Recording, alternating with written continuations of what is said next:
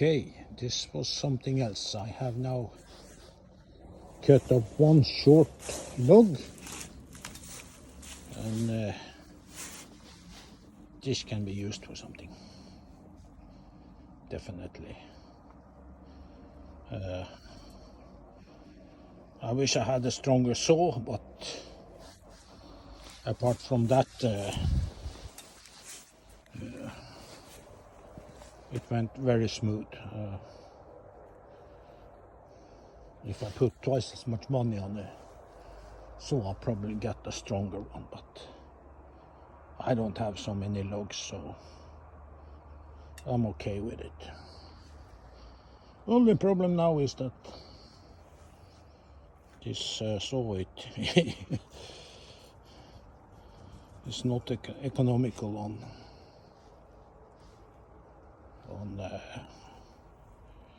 fuel, so I have almost no gasoline left. But anyway, I got to do my project.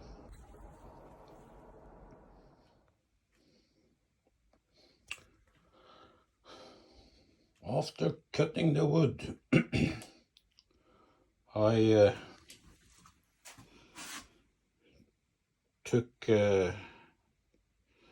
sent it through this planer I have over here and cut it to the right side.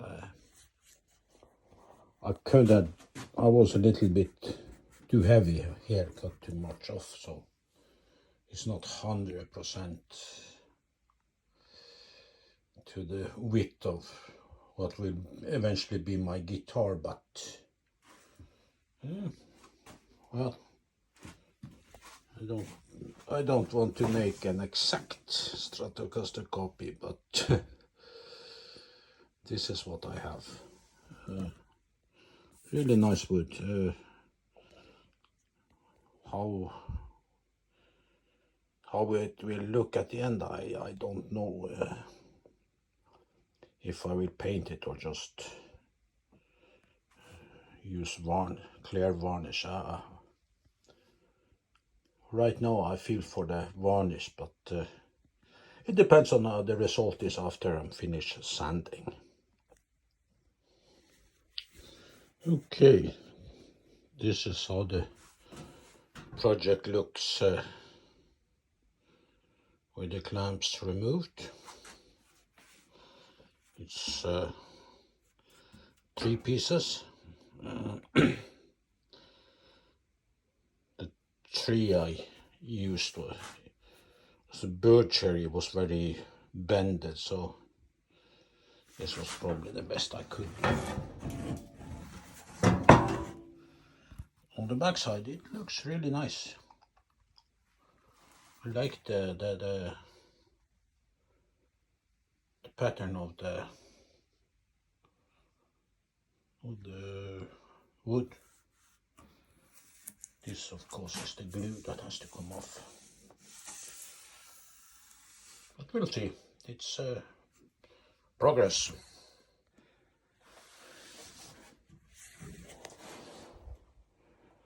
Okay, the cavities are finished. Fairly okay, except here where shit happened. My Makita, and I use Bosch bits. They came loose, so I can only recommend that you use both spanners when you fasten this thing.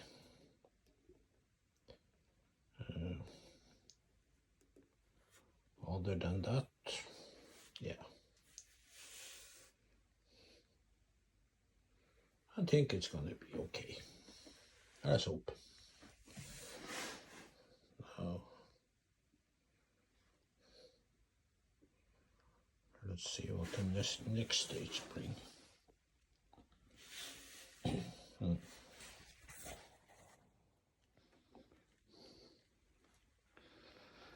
Okay. The cutting and milling process is finished. So next stage will be sanding, a lot of sanding.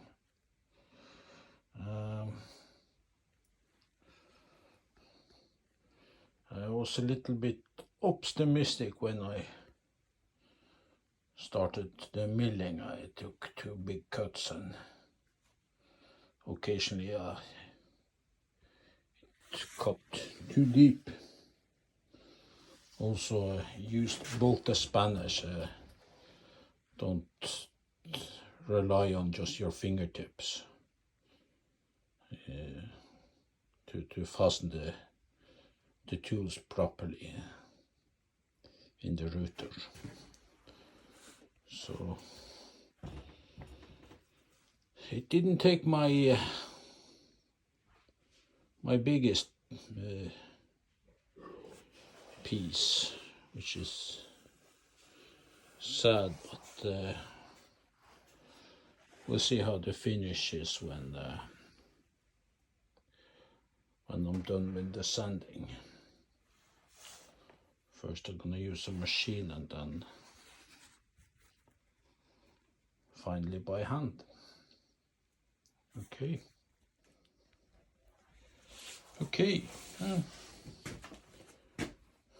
Sanding is almost completed. The last bit is the fine grain paper, which I have to do by hand.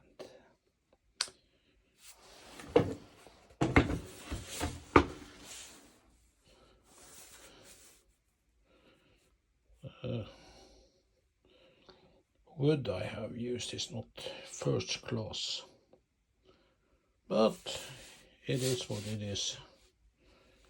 It stood in my garden, so that's why I'm trying to make a guitar out of it. I've done a few mistakes, but so far I've been able to correct them, sort of. It shall be interesting to see what this one looks like once I've finished painting it. Okay. So this is how the guitar looks like prior to assembling the bridge and painting.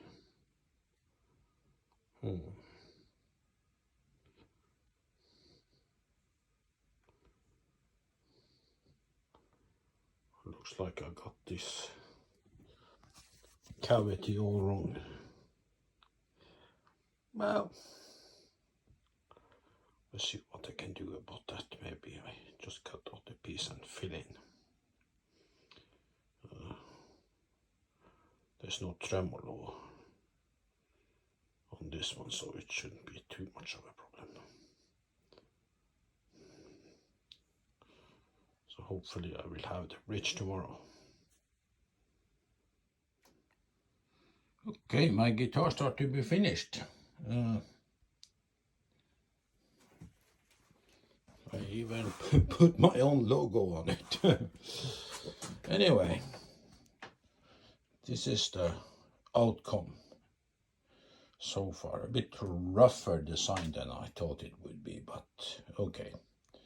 I blame the wood and unexperienced luthier for that.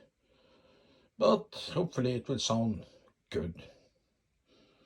The blue was a little bit bluer than I thought it would be, but again, may have to, next project, I still have some of the blue stuff left. I may have to thin it out with water or alcohol. I'm not quite sure what to use. So this is the project so far.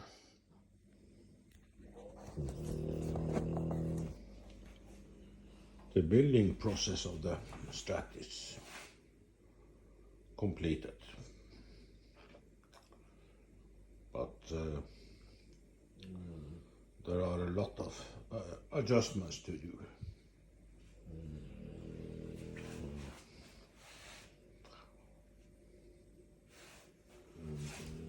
too bad.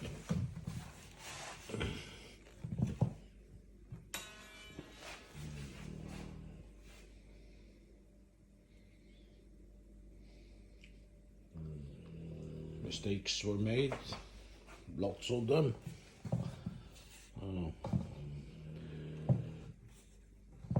To start with the tree I used, it was not the best, but the plan was to build a guitar of that particular tree, so there was no other way around. I didn't have too much wood either, so very little room for mistakes.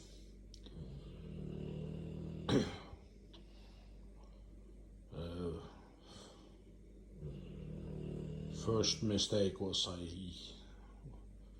was a little bit heavy on the planer and cut too much of one of the pieces. That's why we have this not so Stratocaster shape here. Second mistake was, well, I should have used a good template in the first place, but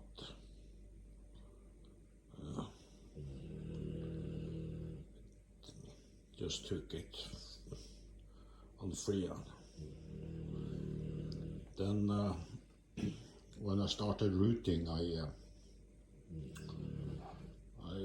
took too deep cuts, and sometimes it slipped a little bit on me, and so the routing was not the best.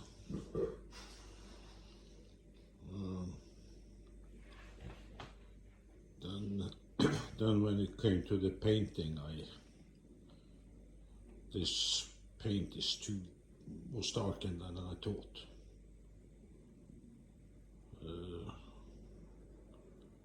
Even if I used the dye process.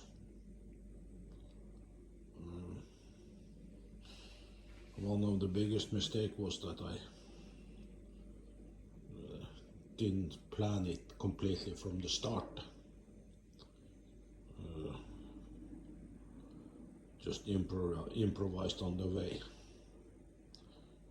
Originally I thought with the tremolo arm, that's why I made a cavity at the back for the tremolo.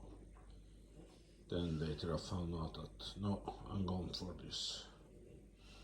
I'm not going to use the tremolo at all. So that one was unnecessary, except that it maybe removed some weight. So what is left, I just briefly tested it on the amplifier. There's a terrible humming sound coming from it. So I have to investigate that closer, but it works. Then of course adjusting the height of the strings, and very interesting will be the intonation. That will decide if this guitar is going to be played or it's just going to be some decoration on the wall. At least I can say I did it. The neck is of course square, but it's a quite complicated job to make a neck, and you have to make rigs and stuff, so it's okay. We'll see. If I'm happy with the sound, I might give you some sound samples when it's completely adjusted. We'll see. Can't promise.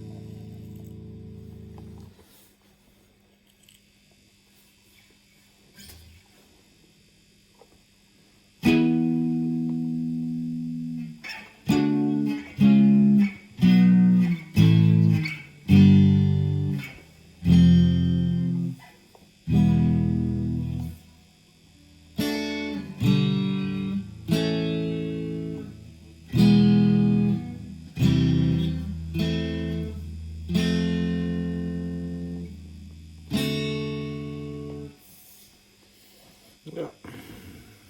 Sound check. Okay.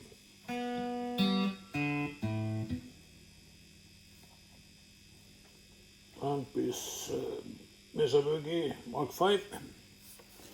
And this is how my new Strat sound like.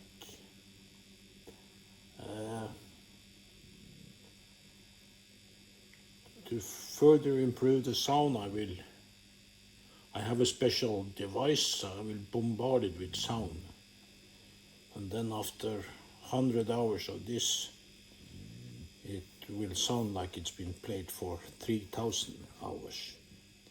It definitely improves the sound. So, my homemade Strat, better looking than the trigger that belongs to Willie Nelson or Steve Ray Vaughan's the number one, or that Stratocaster to Rory Gallagher. It will probably not sound as good, but